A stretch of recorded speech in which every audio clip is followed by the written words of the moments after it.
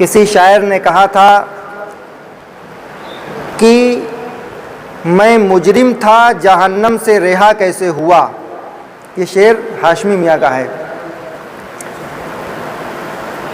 میں مجرم تھا جہنم سے رہا کیسے ہوا، کیونکہ انہوں نے اس حالات کو مد نظر رکھا جب نفسی نفسی کا عالم ہوگا، کوئی کسی کا پرسان حال نہ ہوگا، اور میدان محشر ہوگی، کوئی کسی کا پرسان حال نہیں ہوگا، سب بھاگ رہے ہوں گے. تو انہوں نے کہا کہ میں مجرم تھا جہنم سے رہا کیسے ہوا. رحمت حق نے کہا دیکھ اپنے حوالوں کی طرف. میں مجرم تھا جہنم سے رہا کیسے ہوا. رحمت حق نے کہا دیکھ اپنے حوالوں کی طرف. تیری نسبت تھی غوث خواجہ اشرف مدار کی طرف. جو انسان جس کی نسبت جہاں سے ہوتی ہے، نسبت کی بنیاد پہ بخشش ہوگی. اگر کسی نے اولیاء اکرام کی نسبت کا سہارا لیا تو میدان محشر میں ان کی ضمانت کی ذمہ داری ان کی ہوگی. جو انسان جس پہ بھروسہ کرے گا، جس پہ اعتماد کرے گا، اگر کہیں آپ مزدوری کرتے ہیں، مثال کے طور پہ اگر آپ کسی کی مزدوری کرتے ہیں تو آپ کو وہاں سے مزدوری ملنے کی امید ہوتی ہے. اگر آپ نے اپنی زندگی میں غوث اعظم محبوب سبحانی سید عبد القادر جیلانی علیہ رحمت و رضوان سے محبت کی، یا مدار پاک سے محبت کی، یا خواجہ غریب نواز سے محبت کی، یا کسی بھی ایسے مقدس ہستی سے آپ نے اپنی عقیدت اور محبت رکھی یا نسبت رکھی، تو میدان محشر میں ان کا وسیلہ بنے گا، ان کا ذریعہ بنے گا تمہاری نجات کا اور تمہاری بخشش کا. اللہ رب العزت نے قرآن کریم میں بے شمار جگہ ارشاد فرمایا اگر تم کامیابی چاہتے ہو، اگر تم فلاح چاہتے ہو، اگر تم ترقی چاہتے ہو، اگر تم عزت چاہتے ہو، اگر تم شاہ و حجمت جو بھی چاہتے ہو، دنیا کی فلاح کامیابی، تو اللہ پاک کا فرمانے علی شان ہے کہ تم میرے محبوب کی اتباع کرو، پیروی کرو، ان سے الفت اور محبت رکھو، تو اللہ رب العزت تمہیں دنیا کا وہ مقام عطا فرمائے گا، وہ عزت عطا فرمائے گا، ایسی شہرت عطا فرمائے گا جس پہ لوگ رشک کریں گے کہ یہ عزت یہ کہاں سے پا گیا، یہ دولت یہ کہاں سے پا گیا، یہ شہرت کہاں سے پا گیا. لوگ سوچنے پر مجبور ہو جائیں گے.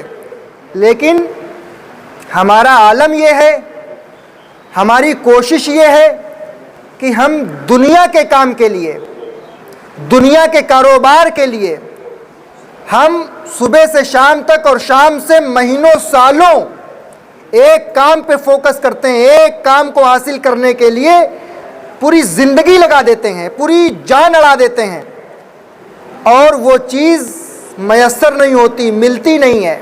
وہ مقام جو چاہتا ہے، جو خواہش ہوتی ہے، وہ نہیں ملتی کہ ہمارے پاس یہ مال آ جائے، یہ دولت آ جائے، یہ کاروبار ہو جائے، یہ ہمارا سسٹم بن جائے. ایک سسٹم کے لیے انسان پوری زندگی ختم کر دیتا ہے، اور یہاں تک کہ موت آ جاتی ہے، لیکن پھر بھی اس کی وہ خواہش، وہ تمنا، وہ آرزو پوری نہیں ہوتی ہے.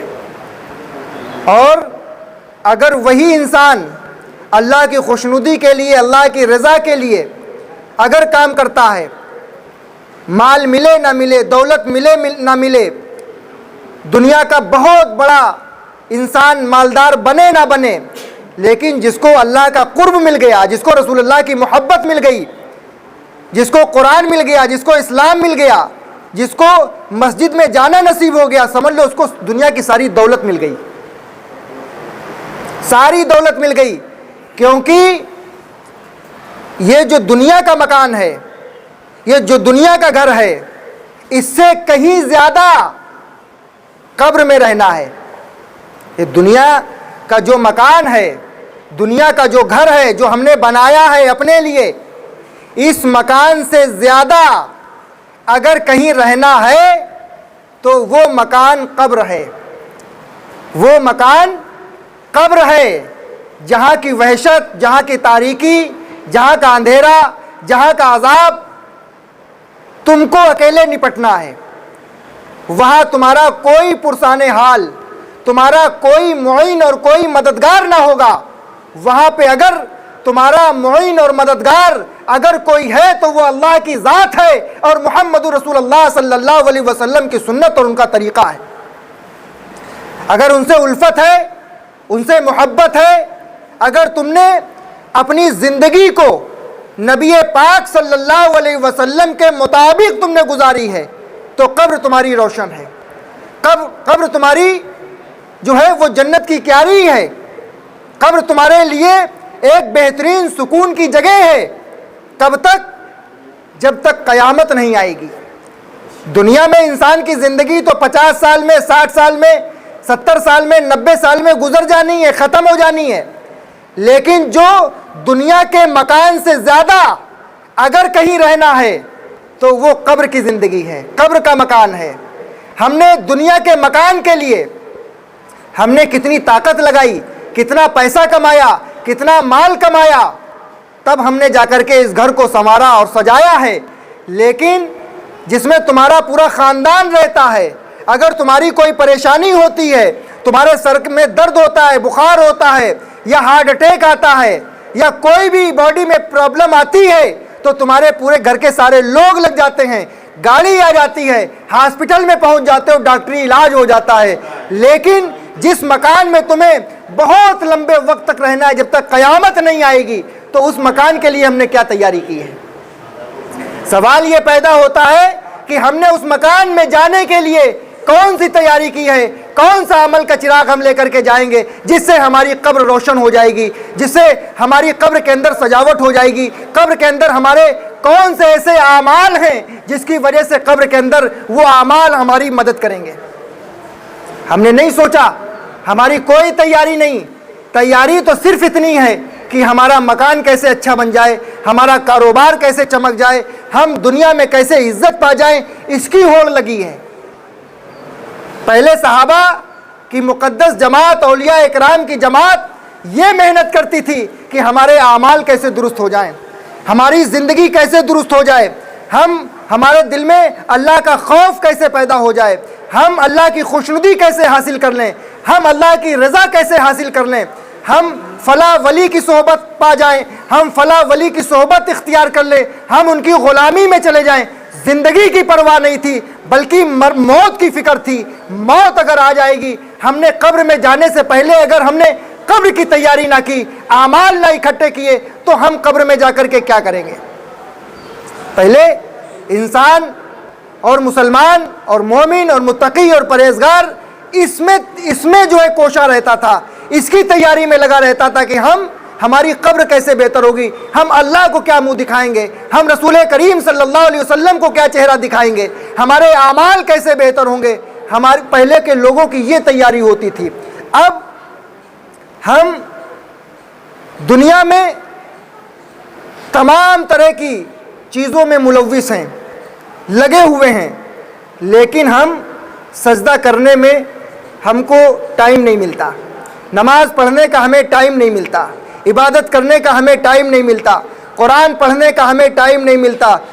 دنیا کے لغویات میں، فضول چیزوں میں صبح سے شام تک انسان گزار دیتا ہے اور رات سے صبح تک گزار دیتا ہے، لیکن اس کو یہ اللہ کا خوف نہیں پیدا ہوتا ہے کہ 5 وقت کی نماز اللہ تبارک و تعالیٰ نے ہمیں عطا کی ہے اور یہ ہمارے درمیان سے رخصت ہو رہی ہے، یہ وقت گزرتا چلا جا رہا ہے، نماز ہماری چھوٹتی چلی جا رہی ہے، ہم کو نماز کی فکر نہیں ہے، ہم کو ہمارے اخلاق کیسے درست ہوں، ہماری زندگی کیسے درست ہو، ہمارے جو بچے ہیں ان بچوں کی زندگی نبی پاک صلی اللہ علیہ وسلم کے راستے پر، ان کے طریقے پہ کیسے آئے، یہ کوئی فکر نہیں۔ فکر تو اس کی ہے، فکر تو یہ ہے کہ دنیا ہمیں حاصل ہو جائے۔ ہم نے ایک بات آپ کو بتائی کہ دنیا کے مکان سے زیادہ آپ کو قبر کے مکان میں رہنا ہے۔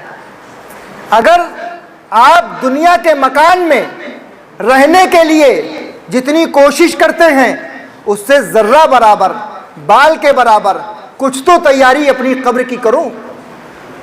آج کے اس دور میں ہر انسان پریشانی محسوس کر رہا ہے، کاروبار کے مسئلے کو لے کر کے، دنیا کی تجارت کے مسئلے کو لے کر کے، تمام چیزوں سے انسان پریشان ہے، لیکن اس کی سوچ اور اس کی فکر یہ نہیں ہے کہ ہم جا کر کے مسجد میں نماز حاجت پڑھ لیں، نماز حاجت پڑھ لیں۔ دنیا کے بادشاہ کے سامنے، دنیا کے حکمراں کے سامنے، دنیا کے مالدار کے سامنے انسان تو جھکنا چاہتا ہے، اپنا مسئلہ حل کرانا چاہتا ہے، لیکن وہ احکم الحاکمین جو پروردگار ہے، جو تمام مخلوق کا بادشاہ ہے، رب ہے، جس نے سب کو پیدا کیا ہے، اس کی بارگاہ میں وہ سجدہ ریز ہونا نہیں چاہتا۔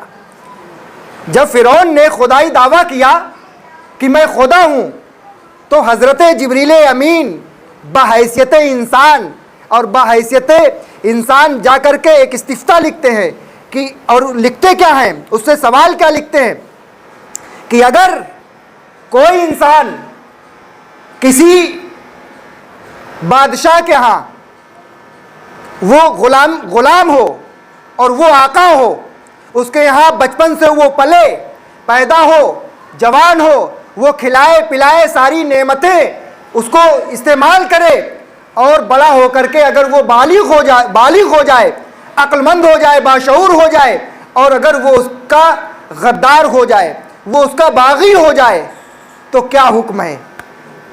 حضرت جبریل امین فرعون کے دربار میں جاتے ایک فتویٰ لے کر کے کہ اگر کوئی انسان پیدا ہوتے ہی کوئی انسان کسی حاکم، کسی حکمراں کے درمیان وہ ان کا غلام ہو، اگر کوئی آپ کا نوکر ہو اور آپ اس کو پیدائش سے گود لے لیں اور اس کو پالے پوسے بڑا کریں، جوان کریں، اور وہ آپ کا باغی ہو جائے، آپ کا غدار ہو جائے، تو آپ کو کیسا لگے گا؟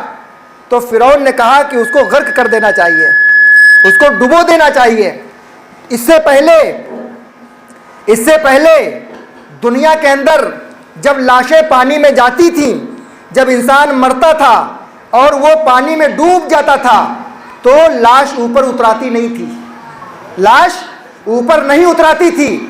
لیکن جب فرعون نے یہ جواب لکھا، جواب دیا جبریل کو کہ اگر کوئی انسان اپنے خالق، اپنے مالک کا، اپنے بادشاہ کا نافرمان ہو، غدار ہو، نالائق ہو، اور اس کا منافق ہو، اس کی نعمتوں کو جھٹلائے، اس کے احسانات کو وہ نہ مانے، تو ایسے انسان کو غرق کر دینا چاہیے، ڈبو دینا چاہیے۔ تو اللہ تبارک و تعالیٰ نے جب اس کو دریائے نیل میں غرق کیا، تو وہی استفتاء جو اس نے اپنے ہاتھوں سے تحریر کیا تھا کہ ایسے انسان کو ڈبو دینا چاہیے، وہی فتویٰ حضرت جبریل امین نے فرعون کو دکھایا کہ دیکھو، اسی خالق اور اسی مالک، اسی بادشاہ کی میں تم سے بات کرتا تھا۔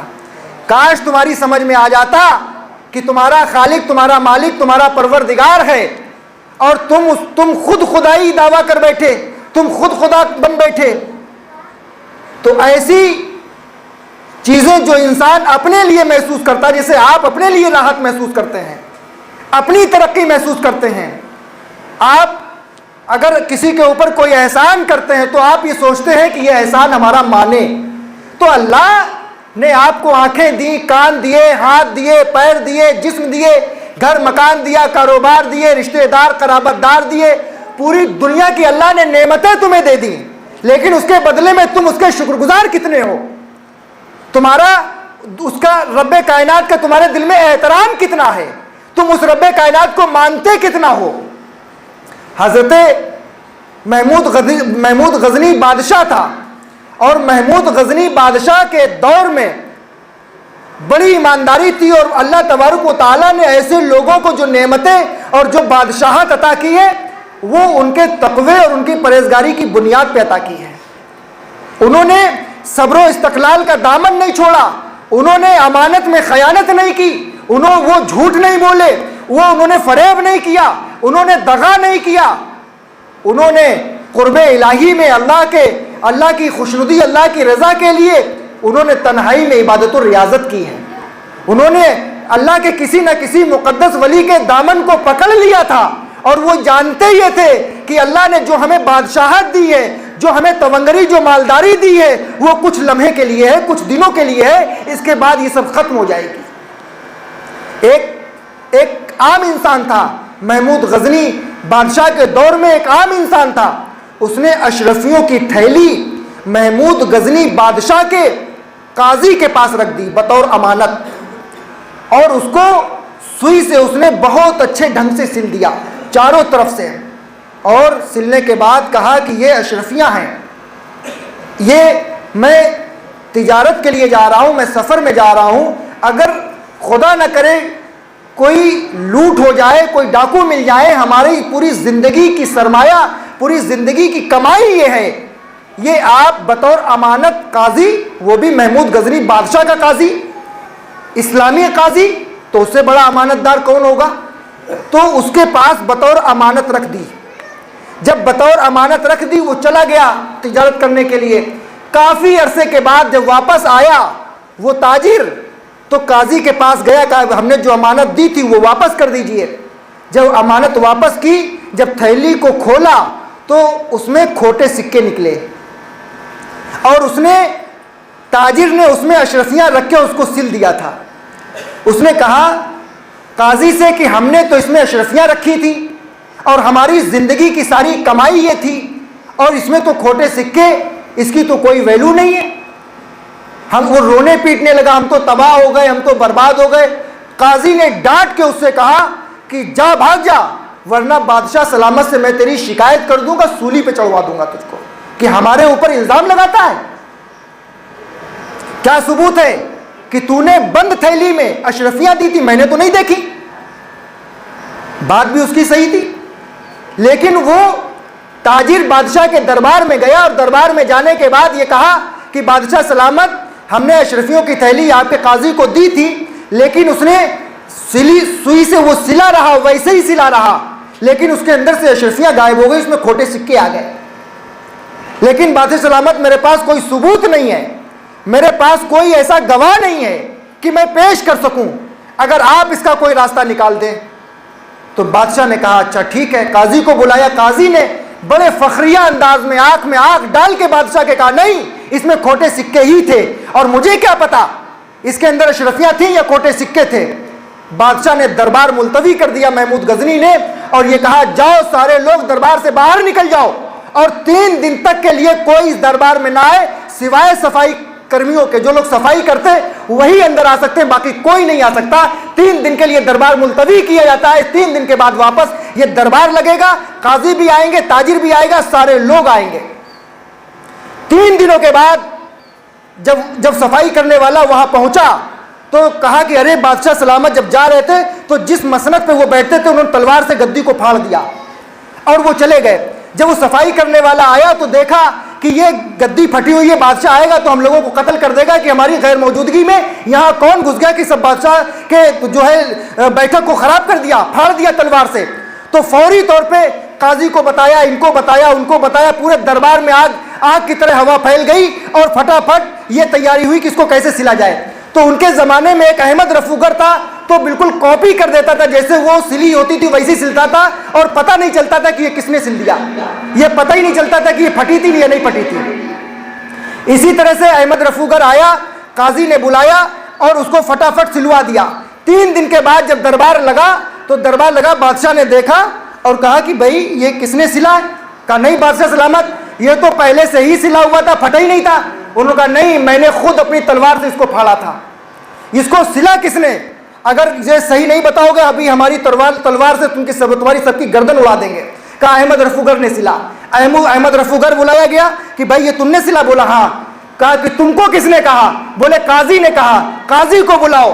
تو سارا راز فاش ہو گیا. اسی احمد رفوگر نے اس کی تھیلی سے ہیرے نکال کے اور اس میں کھوٹے سکے بھر کے اس کو رفو کر دیا تھا. تو پہلے کے جو بادشاہ تھے پہلے کے جو حکمراں تھے اتنے باشعور، اتنے عقل مند ہوتے تھے کہ وہ ایسا راستہ نکالتے تھے کہ اگر کوئی بھی مسئلہ ان کے سامنے آتا تھا، کوئی چور چوری کر جاتا تھا، پتہ نہیں ہوتا تھا، لیکن وہ اللہ کے فضل و کرم سے اس کا حل نکال دیتے تھے۔ اللہ تبارک و تعالیٰ نے ان کو وہ عقل و وہ شعور دیا تھا۔ ایسے انسان بادشاہ نہیں بنتا، ایسے آپ کاروبار کرتے تو آپ کو بھی عقل ہے، اسی طرح اللہ نے آپ کو عقل دی ہے، شعور دیا ہے۔ اس دنیا کے مکان سے زیادہ قبر کے مکان میں رہنا ہے، اور دنیا میں جس طرح سے ہم انتظام کرتے ہیں رہنے کے لیے، اسی طرح ہمیں اپنے قبر کا بھی انتظام کرنا چاہیے۔ اللہ تبارک و تعالی ہمیں اور آپ کو سب کو کہنے سننے سے زیادہ عمل کی توفیق عطا فرمائے۔